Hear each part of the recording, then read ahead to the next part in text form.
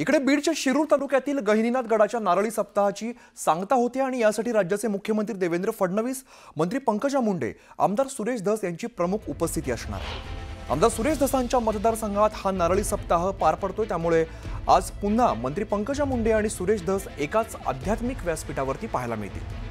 शिरूर तालुक्यातील घाटशीळ पारगाव इकडे गहिनीनाथ गडाचा 93वा नारळी सप्ताह पार पडला। आज या सप्ताहाची सांगता होत असून काल्याच्या कीर्तनास मुख्यमंत्री देवेंद्र फडणवीस, पंकजा मुंडे उपस्थित असतील। मारपीट करणे हे काही मला वाटतं योग्य नाही आहे।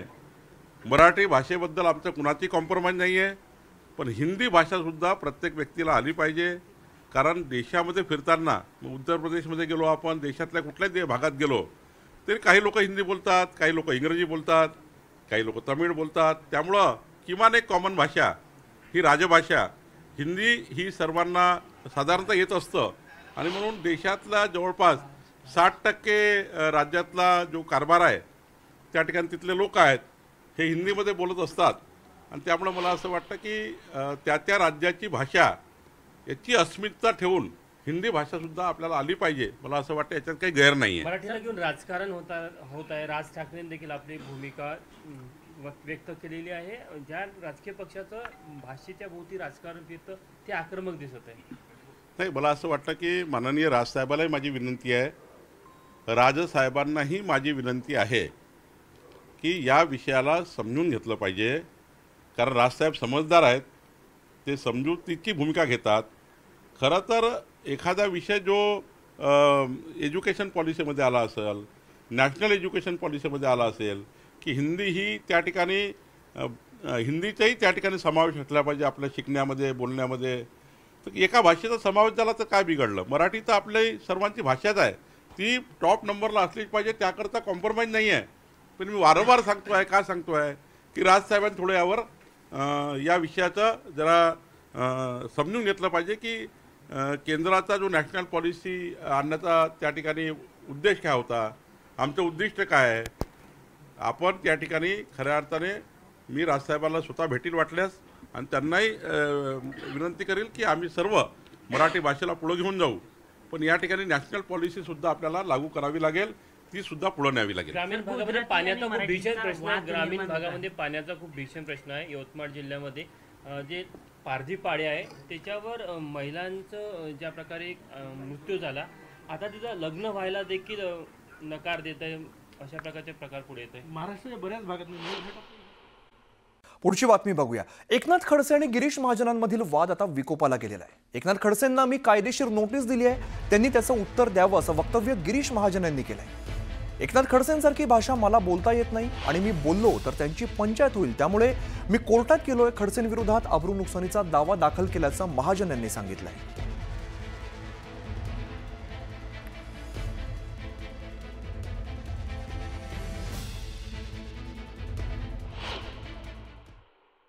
आम्ही त्यांना कायदेशीर नोटीस दिलेली आहे, त्यांनी जर नोटीसचं उत्तर द्यावं, त्यांनी आता काय असेल तर कोर्ट ठरवेल। आता मी शेवटी कोर्टातच गेलेलो आहे, कारण ते त्यांचं काही थांबतच नाही, अगदी कमरेखालची भाषा मला ती बोलता येत नाही, मी बोलणार नाही। मी बोललं तर पंचायतही होईल, पण मला ती बोलायची नाही आहे। पण आता त्यासाठी मी न्यायालयात धाव घेतलेली आहे, न्यायालयाकडे अब्रूचा दावा केलेला आहे, त्याचं उत्तर त्यांनी द्यावं। यापुढे सोलापूरमधून एक धक्कादायक बातमी समोर येते। सोलापुरातील प्रसिद्ध न्यूरोफिजिशियन डॉक्टर शिरीष वळसंकर यांनी आत्महत्या केलेली आहे। शिरीष वळसंकरांनी स्वतःवरती गोळी झाडून आपलं जीवन संपवलंय। तर गोळीबारामध्ये गंभीर जखमी झालेल्या डॉक्टरांचा उपचारादरम्यान मृत्यू। या घटनेमुळे सोलापुरातील वैद्यकीय क्षेत्रात मोठी खळबळ उडालेली आहे। शिरीष वळसंकर यांनी हे टोकाचं पाऊल नेमकं का उचललं याचं कारण मात्र अद्याप अस्पष्ट आहे। मात्र पोलीस या प्रकरणी अधिकचा तपास करतायत।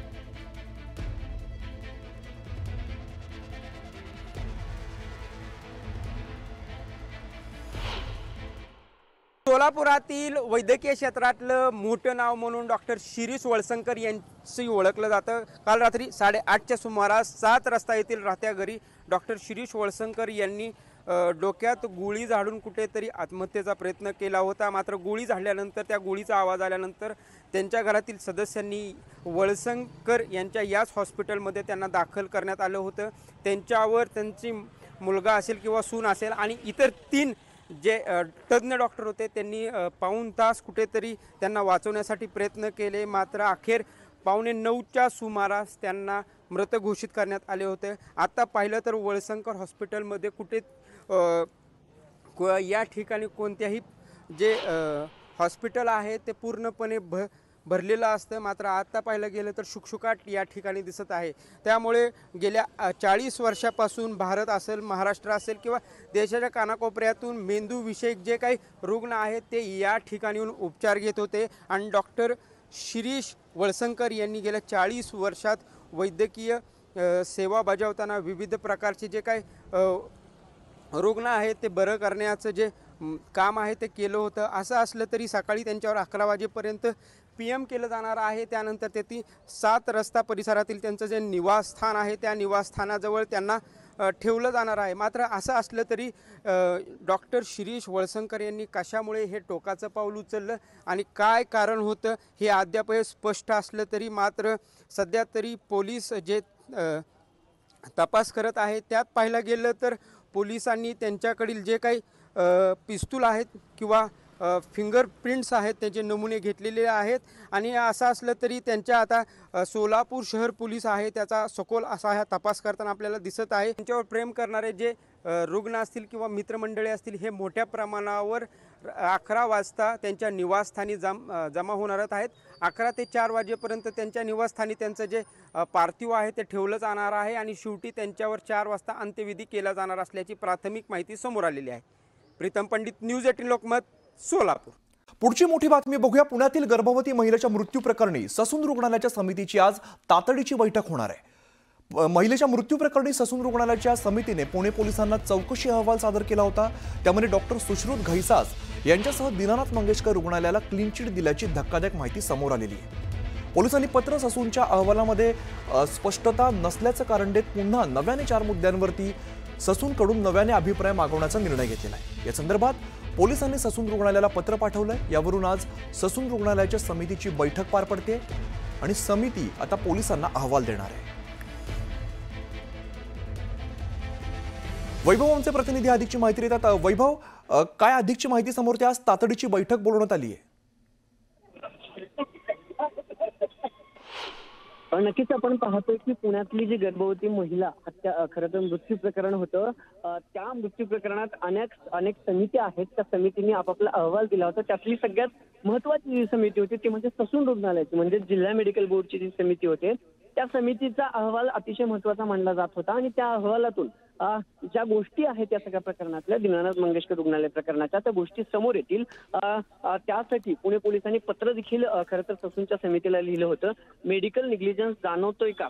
जर मेडिकल निग्लिजन्स जाणवला असेल तर पुणे पोलीस कारवाई करू शकतात। खरं तर हॉस्पिटल असेल किंवा डॉक्टर असतील जे कोणी दोषी असतील, पण जो ससून रुग्णालयातर्फे जो अहवाल परवा दिवशी पुणे पोलिसांना सादर करण्यात आला त्यानंतर पुणे पोलीस देखील संभ्रमात पडलेले पाहायला मिळाले, कारण अहवालात बऱ्याच गोष्टीचं स्पष्टीकरण जे आहे ते ससूनच्या या जिल्हा मेडिकल बोर्डच्या समितीकडून देण्यात आलं नव्हतं। जो अहवाल अभिप्राय होता, जो अहवाल अपेक्षित होता तो अहवाल नसल्यामुळं आणि या अहवालात स्पष्टीकरण या सगळ्या प्रकरणाचं नसल्यामुळं पुणे पोलिसांनी पुन्हा एकदा जे आहे ते पत्र पाठवलं होतं ससूनला की आम्हाला या मुद्द्यांवरती स्पष्टीकरण हवं आहे, म्हणून पुन्हा एकदा अहवाल सादर करा। आता त्याच पार्श्वभूमीवर आज दुपारी पुन्हा एकदा ससून रुग्णालयाच्या जिल्हा मेडिकल बोर्डची महत्वाची बैठक पार पडणार आहे।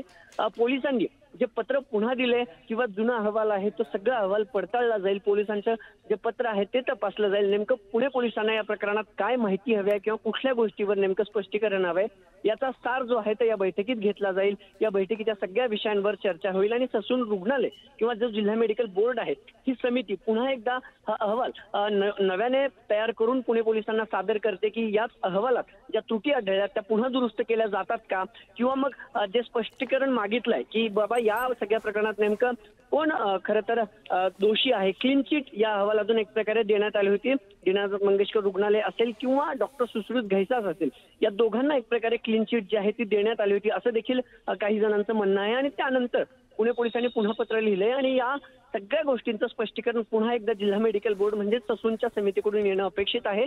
आणि त्याच पार्श्वभूमीवर आज एक महत्वाची बैठक पार पडते। या बैठकीतून नेमकं काय बाहेर येतं किंवा नवा अहवाल काय सांगतो हे पाहणं महत्वाचं ठरणार आहे। निश्चित या बैठकीतले अपडेट सुद्धा तुमच्याकडून घेत राहू। धन्यवाद या सगळ्या सविस्तर माहितीसाठी। विलेपार्लेतील जुनं जैन मंदिर पाडलं गेलेलं आहे। मुंबई पालिकेने हे मंदिर पाडलेलं आहे। जैन मंदिर पाडल्यामुळे समाज आता संतप्त झाला आणि विलेपार्ले परिसरात जैन संघटनांचं आंदोलन बघायला मिळते।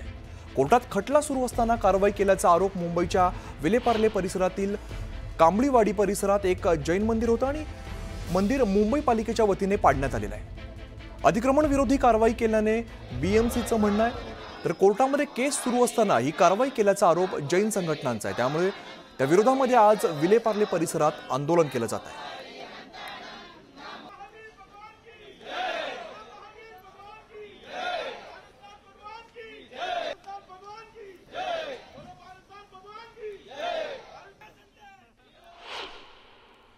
तर प्रणाली कापसे आमच्या प्रतिनिधी अधिकची माहिती देतात। प्रणाली, आपण बघितलं की ही कारवाई झाल्यानंतर समाज तो चांगला संतप्त झालेला आहे, आंदोलन सुद्धा सुरू आहे। आत्ताची काय परिस्थिती आहे?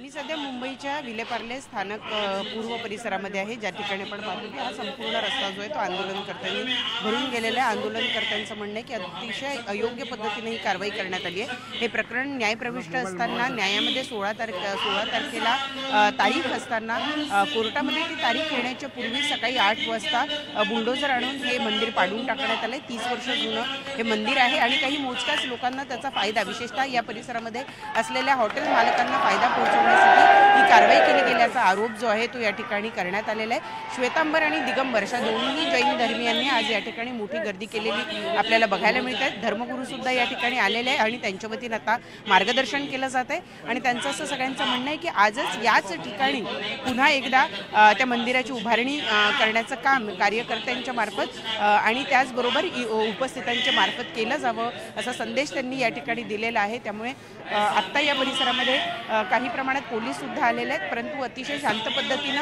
अहिंसक पद्धतीनं, कारण जैन धर्म हा मुळातच अहिंसावादी धर्म असल्यामुळे या ठिकाणी शांततेत हे आंदोलन केलं जात असल्याचं आपल्याला बघायला मिळतं। सध्याच्या घडीला धर्मगुरू जे आहेत ते मार्गदर्शन करताना उपस्थितांना आपल्याला बघायला मिळतात। प्रणाली, या संदर्भामध्ये जैन संघटनांचं किंवा समाजाचं नेमकं काय म्हणणं आहे, त्या संदर्भात काही बोललं गेलंय का?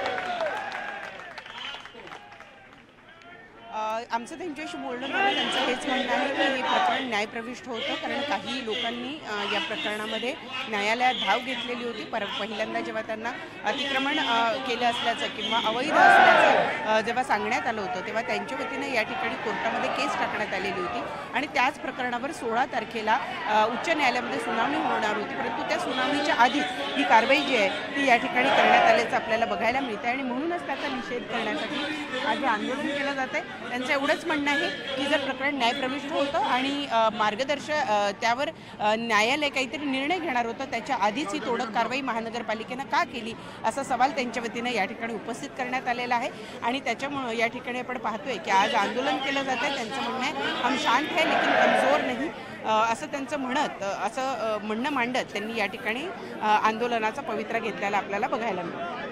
निश्चित प्रणाली, वेळोवेळी अपडेट्स घेत राहू। तुर्तास धन्यवाद या सगळ्या सविस्तर माहितीसाठी।